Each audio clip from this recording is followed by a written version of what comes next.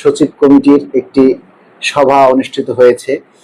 এই সভা থেকে আসলে কি কি সিদ্ধান্ত গ্রহণ করা হলো এই বিষয়গুলি জানার জন্য আপনারা অনেকেই মেসেজ দিচ্ছেন, ফোন দিচ্ছেন। আপনাদের সেজন্যই আর কি কিছু বলার জন্য লাইভে যুক্ত হয়েছি। আপনারা এই মুহূর্তে যারা আছেন সবাই লাইভে যুক্ত হয়ে যান।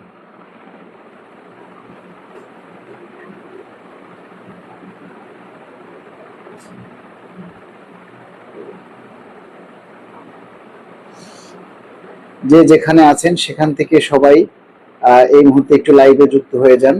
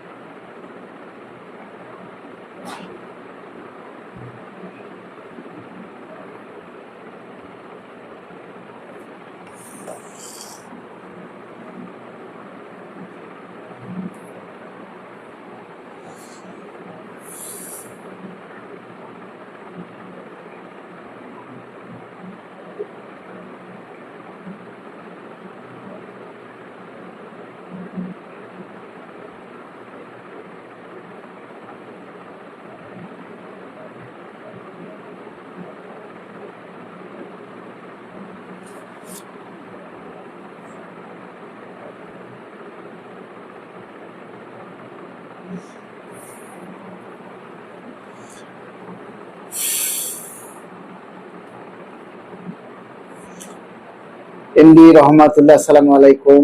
আকাশ আহমেদ, আলোচনায় কি বিষয়ে কথা হলো, কিছু কি জানতে পেরেছেন? তোফাজ্জল জয়, আছি ভাই, একলা জীবন, মিটিং কি আবার হবে? ভাই,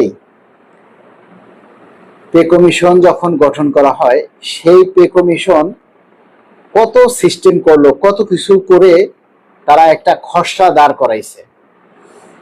সেখানে তারা জনগণের মতামত নিছে, সংগঠনের মতামত নিয়েছে, বিভিন্ন পাবলিকের মতামত নিছে, তারপরে অনেকগুলি মিটিং করার পরে তারা একটা চূড়ান্ত সিদ্ধান্ত সরকারের কাছে জমা দিয়েছে।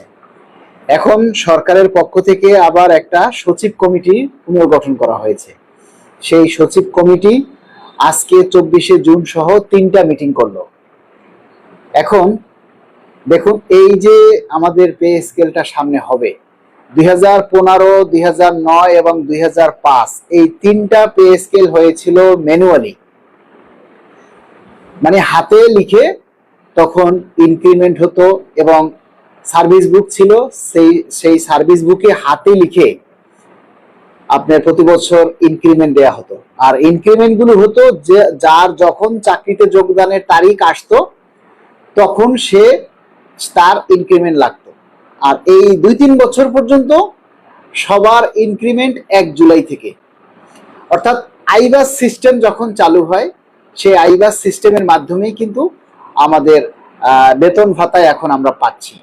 এখন এই আইবাস সিস্টেমে যদি একটা টাকা কম বেশি হয় বা এদিক সেদিক হয়, তাহলে ইএফটিতে টাকাটা পোস্টিং করতে পারে না বা টাকাটা যোগ দিতে পারে না।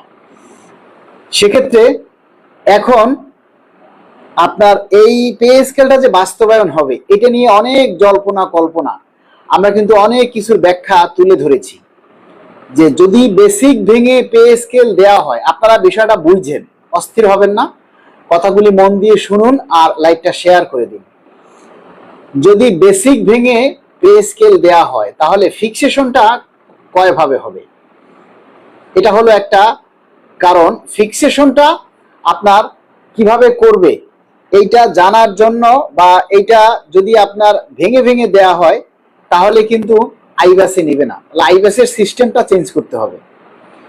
আবার ফিক্সেশন আপনার একবারে হবে না, কি আপনি বেসিক ভেঙে যখন দিবেন একবারে 60% আর একবারে দিবেন 40%, তখন কি আপনার এই ফিক্সেশনটা তাহলে কি একবারে হবে কিনা? তারপরে যারা পিআরএল এ আছে তাদের ক্ষেত্রে কি হবে? এই সমস্ত সিদ্ধান্তগুলো নিতে এবং সরকারের যে বাজেট বা বরাদ্দ রাখা হয়েছে সেখানে টাকায় কুলবে কিনা ইত্যাদি ইত্যাদি বিষয়গুলি নিয়ে এই সিদ্ধান্তটা আসতে একটু দেরি হতে পারে।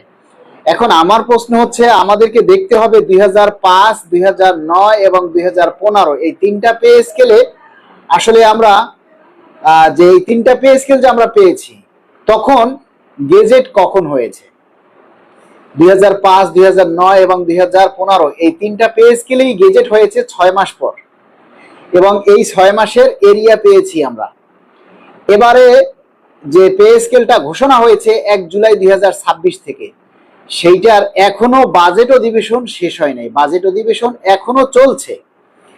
এই বাজেট অধিবেশনটা 30 জুন পর্যন্ত চলবে। চলার পরে আবার সেই বাজেটের যে বিলগুলি হলো সেগুলি বিল আকারে উত্থাপন করার পরে সেই বিলটা পাস হবে। পাস হওয়ার পরে এই সচিব কমিটি যাচাই বাছাই করে একটা সিদ্ধান্ত দিবে, সেটার ভেটিং হবে, তারপরে আইনি প্রক্রিয়া আছে, সেগুলি যাচাই বাছাই করার পরে আস্তে আস্তে তারপরে তারা প্রজ্ঞাপন করবে।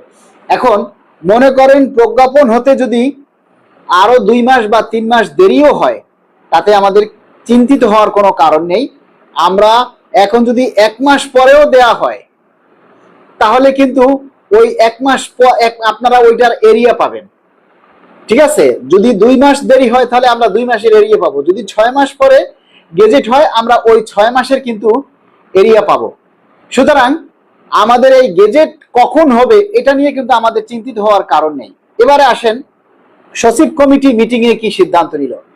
সচিব কমিটি মিটিং করার পরে কিন্তু ব্রিফ করে না, তারা কি কি সিদ্ধান্ত নেয় এইটা কিন্তু বাইরে ওই সাংবাদিকদের কাছে বা অন্যান্যদের কাছে কিন্তু ব্রিফ করে না, যে আমরা এই এই সিদ্ধান্তগুলো নিলাম বা এই সিদ্ধান্তগুলো নিতে পারি নাই। যার কারণে বিভিন্ন মিডিয়া এবং সংবাদকর্মীরা যে কথাগুলি প্রকাশ করে, মিডিয়ায় অনলাইন পত্রিকায় যে কথাগুলি প্রচার করে, সেগুলি ওই নাম না প্রকাশ করার শর্তে একজন কর্মকর্তা বলেছেন, তারপরে অমুক নাম না প্রকাশ করার শর্তে অমুকে বলেছেন, তারা এইটা এইভাবে হতে পারে, ওইটা ওইভাবে হতে পারে, এই মানে ভাওতাবাজি। মানে সংবাদপত্রের মানে কাজ হচ্ছে তাদের নিউজ করতে হবে, যেভাবে হোক তাদের নিউজ করতে হবে। আপনারা এই সব নিউজে এখন কান দিয়েন না। আমরা যতটুকু জানি এই পর্যন্ত এখনো পেপার পত্রিকায় যে তথ্যগুলি যারা দিচ্ছে, তাতে বোঝা যায় যে 1 জুলাই আপনারা যেটা দেখেছেন যে 1 জুলাই 11 থেকে 20 গ্রেড, মানে 10 থেকে 20 গ্রেড 60%, আর 1 থেকে 9 গ্রেড 40%। আসলে এইটার কোনো সত্যতা নাই, এটার কোনো সত্যতা এখনো আমরা পাইনি, এটাও মিডিয়া থেকে প্রকাশ করা হচ্ছে। এখন আমাদেরকে অপেক্ষা করতে হবে গেজেট প্রকাশ পর্যন্ত। গেজেটে যেভাবে লেখা থাকবে ঠিক সেভাবেই হবে। এখন আপনারা দেখলেন যে 60%, 40% বেসিকে ভেঙে কিন্তু আইবাস সিস্টেম বা আইবাস প্লাস প্লাসে আপনার এক ধাপেই আপনার ফিক্সেশন করতে হবে, এবং এই ফিক্সেশন এক ধাপে করতে গেলে জটিলতাগুলো এড়ানোর জন্য যে সমস্যাগুলি ক্রিয়েট হচ্ছে, সেই সমস্যাগুলি বাজানোর জন্য, সেই সমস্যাগুলি সলভ করার জন্য আমরা যতটুকু আশা করি যে আমাদের মূল বেতনটা একবারেই দিতে হবে।